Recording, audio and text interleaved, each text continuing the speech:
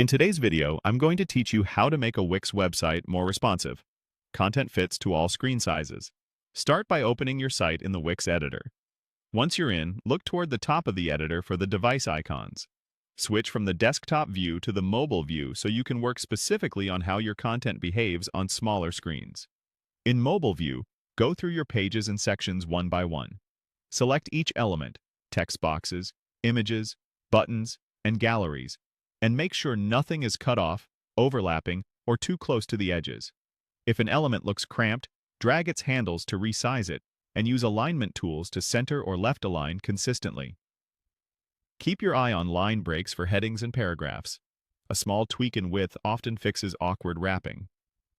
As you move through your content, check the header and footer too. Menus, logos, and social icons should sit comfortably within the mobile grid lines. If something feels crowded, increase spacing or stack items vertically. Remember that mobile users scroll, so it's better to use clean, generous spacing than to cram elements side by side.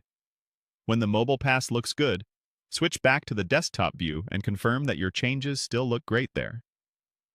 Responsive cleanup often reveals small misalignments on larger screens, so realign elements within the grid lines and verify that section widths and margins are consistent.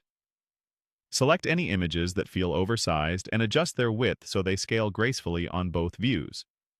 Make sure important visuals remain crisp and not stretched. Open the Site Design panel next. This is where your global styles live. Review your fonts, sizes, and color styles to ensure they're consistent and readable across devices. If your body text looks large on mobile, consider slightly reducing the mobile text style rather than changing each text box individually. Consistent styles go a long way toward a responsive, professional feel.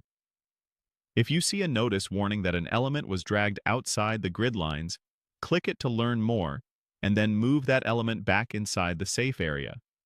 Grid lines are there to help you keep content visible on a variety of screens. It's a simple fix that prevents hidden buttons or cut-off images. Before finishing, use Preview to check both desktop and mobile, scrolling through key pages to confirm spacing, alignment, and readability. When everything looks right, click Publish to push your responsive improvements live. Your site should now adapt smoothly, keeping content clear and accessible on any screen size.